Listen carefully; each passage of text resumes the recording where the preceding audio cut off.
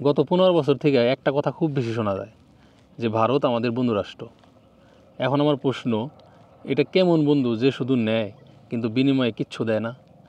আর যখন দেয় তখন এমন দেওয়া দেয় যে একদম ভাসিয়ে দেয়। এটাই কি বন্ধুত্বের নমুনা?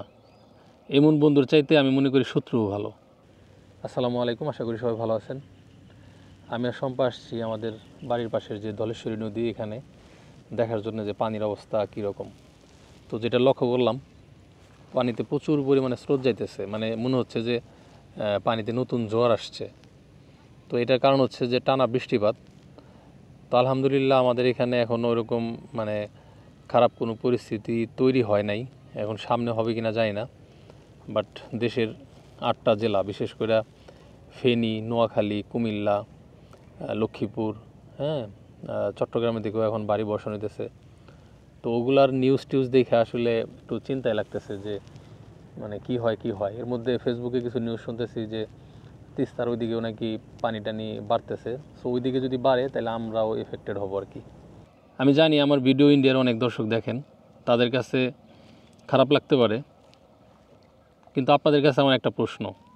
এই যে ত্রিপুরায় এরকম বৃষ্টি হয়েছে, বন্যা হয়েছে, যার জন্য আপনারা রাতের আধারে বাঁধের গেট খুলে দিলেন 31 বছর পরে, হ্যাঁ, আর তার প্রভাবে আমাদের 7-8টা জেলা মানে ডুবে গেছে একদম, মানুষের অবস্থা অবর্ণনীয়। তো আপনারা কি আমাদেরকে কোনো পূর্ব প্রস্তুতি নেওয়ার কোনো সুযোগ দিচ্ছেন, বা এটা নিয়ে মিডিয়াতে কি কোনো ওরকম প্রচার হয়েছে? আপনারা বলতে পারেন যে না হয়েছে, তো বলছে তো, কিন্তু সেটা কি এরকম ভাইরাল হয়েছে যেরকমটা ভাইরাল হয়েছিল এই যে একটা মিথ্যা গুজব নিয়ে সরকার পতনের পরে যে সংখ্যালঘু নির্যাতন নিয়ে আপনাদের কিছু হলুদ মিডিয়া যে পরিমাণ লাফালাফি করছে? আমার মনে হয় বাংলাদেশের সবাই সেই ভিডিও দেখছেন। আমাকেও ইন্ডিয়ার থেকে অনেক মানুষ লিঙ্ক পাঠাইছেন। তাইলে এই যে বন্যার যে বিষয়টা, এটা নিয়ে যদি একটা লিঙ্কও কেউ পাঠাইতেন আপনারা ইন্ডিয়ার থেকে আমারে, তাহলেও তো আমি একটা পোস্ট করতে পারতাম যে এরকম ভয়াবহ একটা বন্যা ত্রিপুরার থেকে আমাদের কুমিল্লা, নোয়াখালী, ফেনীর দিকে আসতেছে, কিন্তু সেই রকম কিন্তু দেখলাম না।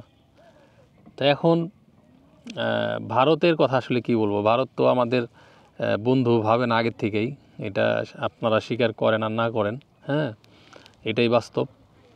তো আমাদের দেশের যে আবহাওয়া অফিস, ঠিক আছে, এরা কি মানে সরিষার তেল নাকি দিয়ে এই বৃষ্টির মধ্যে ঘুমানোর দায়িত্ব নিছে, নাকি এদের আরও কোনো কাজকর্ম আছে আমার বোধগম্য না। এটা কিন্তু আমাদের যে আবহাওয়াবিদ ছিল তাদের উচিত ছিল যে ভারতে কী পরিমাণ বৃষ্টিপাত হইতেছে বা আমাদের এখানে কী পরিমাণ বৃষ্টিপাত হইতেছে, কোনো লক্ষণ আছে কিনা সেটা যাই না আগাম আমাদেরকে একটা সতর্কতা দেওয়া এবং সেটা বেশি বেশি করে প্রচার করা। কিন্তু মিডিয়াতে এখন মানে খালি ওই আন্দোলন রিলেটেড ভিডিও।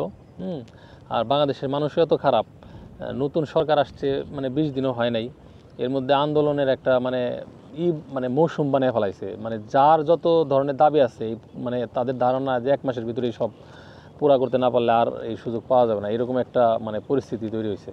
তো আমি বলবো যে এই সমস্ত আন্দোলনকারী হইতেছে সুযোগ সন্ধানী। এর মধ্যে একটা কথা বলি, আমাদের যে কাপ্তাই বাঁধ আছে, হ্যাঁ, তো সেটাতেও কিন্তু প্রচুর পানির একটা প্রেশার, যেটা ফেসবুকে এক আবহাওয়াবিদের পোস্টই দেখলাম। তো সেটা যে কোনো মুহূর্তে খুলে দিতে পারে, বা সেরকম যদি পরিস্থিতি হয়, তো এর জন্য যারা কাপ্তাই বাঁধের ভাটিতে আছেন তার আগে থেকেই সতর্ক থাকবেন ইনশাল্লাহ। তো এই সতর্কতাটা যদি নোয়াখালী, ফেনীর মানুষদেরকে দিত, তাহলে আজকে এত ক্ষয়ক্ষতি হয়তো হইতো না। কারণ আমরা এই যে ভাটি অঞ্চলের মানুষ, হ্যাঁ, আমাদের এই যে ঘাটে ঘাটে যে আপনার এরকম নৌকা আছে, ঠিক আছে, আর যে অঞ্চলে বন্যাই হয় না সেখানে যদি হঠাৎ করে এরকম হয়, তারা কিন্তু একেবারে মানে বিপদের মধ্যে পড়ে।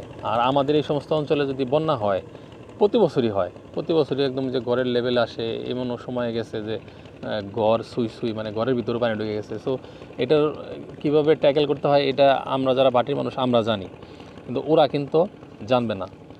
আর ত্রাণ দেওয়া, হ্যাঁ, নৌকায় করে মুড়ি, চানাচুর, বিস্কিট টিস্কিট এগুলো দেওয়া যতটা ইজি, তার চেয়ে বেশি কঠিন হইতেছে মানুষের উদ্ধার করা। আর এই মুহূর্তে কিন্তু মানুষের উদ্ধার করাটা জরুরি। কেন জরুরি? কারণ ওই যে বললাম যে ওই সমস্ত এলাকায় যেহেতু বন্যা হয় না, হ্যাঁ, ওদের কিন্তু ওরকম কোনো প্রস্তুতি নাই। ওরা মনে করছে যে বৃষ্টি আসছে, বৃষ্টি থেমে গেলেই পানি সরে যাবে, কিন্তু এইটার বৃষ্টির সাথে যে ভারতেরও উজানের পানি আসতেছে, এইটা কিন্তু ওরা মানে বুঝতে পারে নাই। আমার তো মনে আছে যে অনেক ছোটোবেলায় যখন টিভি দেখতাম সেখানে কিন্তু আবহাওয়ার বুলেটিন থাকতো। এখন তো দেখি যে মানে টিভিতে শুধু ওই যে বিভিন্ন আন্দোলন, কে কী বললো, কারে কী ধরলো, মানে অনেকেই বলে যে এই যে আমরা যারা বিভিন্ন ভিডিও করি আমরা নাকি ভিউ ব্যবসায়ী, ঠিক আছে। তা আমি মনে করি যে আমাদের চাইতে তো আরও বড় ভিউ ব্যবসায়ী হইতেছে এই বর্তমানে বাংলাদেশের মিডিয়া। তারা এমন এমন সব টাইটেল দিয়ে এমন এমন ভিডিও প্রচার করে, সেটা রাজনৈতিক ভিডিও হোক অন্য কিছু হোক। তো তারা কি মানে পারতো না ব্রেকিং একটা নিউজ দিয়া বা 1 ঘন্টা পর পর একটা ইমার্জেন্সি বুলেটিন দিয়া যে এরকম ভারতে বন্যা হইতেছে, আপনারা একটু সাবধান থাকেন। তা না নিয়ে তারা আছে ওই এখনও কিন্তু পাচারতেছে। এখন যে দল ক্ষমতায় আছে ওই তাদের নিউজগুলাই দেখেন তারা কাভার করতেছে। এটা তিতা হলেও সত্য। তা আমি মনে করি তারা আরও বড় ভিউ ব্যবসায়ী। আর আমরা ভিডিও করি, ভিডিওর পাশাপাশি কিন্তু চেষ্টা করি যে যার যতটুকু সামর্থ্য সেইভাবে মানবিক কার্যক্রমে অংশগ্রহণ করার। বিশেষ করে 2022-এর যে সিলেটের বন্যা, সেখানে কিন্তু আমি নিজেও গেছিলাম প্রায় 2.5 লাখ টাকার উপহার সামগ্রী নিয়ে। তা আমার প্রশ্ন, কন্টেন্ট ক্রিয়েটররা ইনকামের পাশাপাশি সবাই না, বাট অনেক মানুষই আছে যারা কিন্তু সাহায্য সহযোগিতা করছে, কিন্তু সেটারে গত 2 বছরে মানুষ ট্রোল কইরা বিদ্রুপ কইরা এমন একটা পর্যায়ে নিয়ে গেছে যে মানে মানুষের সাহায্য করাও এখন কাইন্ড অফ অপরাধ। হ্যাঁ, তো এরা তো তাও করতেছে। তথাকথিত বড় বড় মিডিয়া আছে, তারা কয়টা মানবিক কাজকর্ম করছে? তাদের ভিডিও তো আপনারা দেখেন, তাদের দ্বারা কতগুলো মানবিক কাজ হয়েছে। সো সমালোচনা করা খুব সহজ, হ্যাঁ, কিন্তু কাজ করা খুব কঠিন।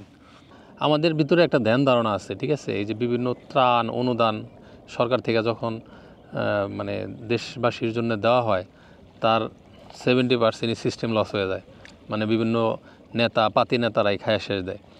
যার জন্যে কিন্তু মানুষজন 2022-এর যে সিলেটের বন্যা, ওই সময় কিন্তু কন্টেন্ট ক্রিয়েটরদেরকে বিকাশের মাধ্যমে টাকা পাঠাইছে। আমি মনে করি সেটা কিন্তু কোনো অন্যায় ছিল না, কারণ আমরা হয়তো আপনাদেরকে চিনি না, কিন্তু আপনারা কিন্তু আমাদেরকে চিনেন।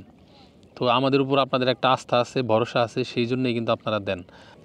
আপনাদের ভরসা যদি আমরা নষ্ট করতাম তাহলে কিন্তু আপনারা দিতেন না, তাই না? সরকার কিন্তু সেই আস্থাটা অর্জন করতে পারে নাই, এটা সরকারের ব্যর্থতা। তো যাই হোক, এবার নতুন সরকার আসছে, আর আমি মনে করি এই যে দুর্যোগ, এইরকম দুর্যোগ আসলে ব্যক্তিগত পর্যায়ের তুলনায় সরকারেরই উচিত এগুলা দেখা বা সমাধান করা। আর আমরা জাতি হিসাবে কতটা ব্যর্থ দেখেন। সিলেট একটা জেলা বন্যার কবলে পড়ছে, পুরা দেশ নেমে গেছিলো তাদের পাশে, তারপরেও কিন্তু অনেক কষ্ট হয়ে গেছিলো। এখন আবার একসাথে 7-8টা জেলা, তার মধ্যে 3টার অবস্থা ভয়াবহ। তো এখানেও যদি আমরা ঠিকভাবে মানুষের উদ্ধার করতে না পারি, তাহলে 1988 সালে যেরকম পুরো দেশব্যাপী বন্যা হয়েছিল ওরকম যদি হয়, তাহলে দেশের কী অবস্থা হবে বলেন তো? তো আমাদের দেশে যদি কোনো দুর্নীতি না থাকে, তাহলে যে কোনো দুর্যোগ আমরা কাটায় উঠতে পারবো। তো যাই হোক, আমরা এখনও নিরাপদ আছি।